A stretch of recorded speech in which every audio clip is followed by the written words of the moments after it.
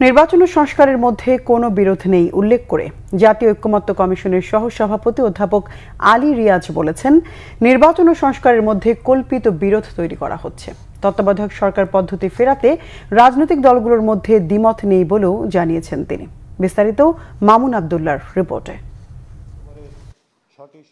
রাজনৈতিক দলগুলোর সঙ্গে প্রথম পর্যায়ের আলোচনা শেষে সার্বিক কার্যক্রম সম্পর্কে জানাতে সোমবার জাতীয় সংসদ ভবনে ঐক্যমত্য কমিশনের এই সংবাদ সম্মেলন।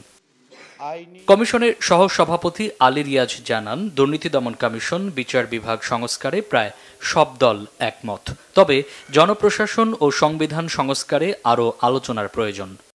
নির্বাহী বিভাগ থেকে বিচার বিভাগকে কার্যকরভাবে পৃথকীকরণের জন্য সুপ্রিম কোর্ট সচিবালয় প্রতিষ্ঠা এবং প্রয়োজনীয় আইন প্রণয়ন করা, এই সুপারিশের ব্যাপারে সব দল নীতিগতভাবে একমত হয়েছে। তত্ত্বাবধায়ক সরকার ফেরাতেও দলগুলো নীতিগতভাবে একমত হয়েছেন বলে জানান তিনি। তত্ত্বাবধায়ক সরকার পুনঃপ্রতিষ্ঠার ব্যাপারে রাজনৈতিক দলগুলোর ভেতরে কোনো রকম দ্বিমত নেই।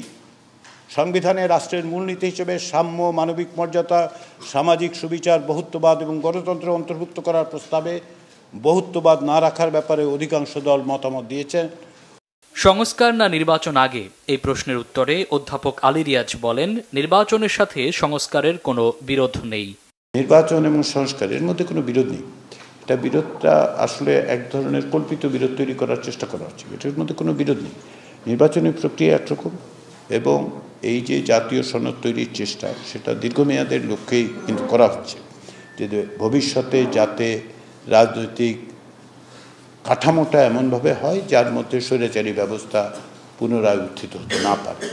জুনের প্রথম সপ্তাহে দ্বিতীয় পর্যায়ের আলোচনা শুরু হবে বলে জানিয়েছে ঐক্যমত্য কমিশন। মামুন আব্দুল্লাহ, বাংলা ভিশন, ঢাকা।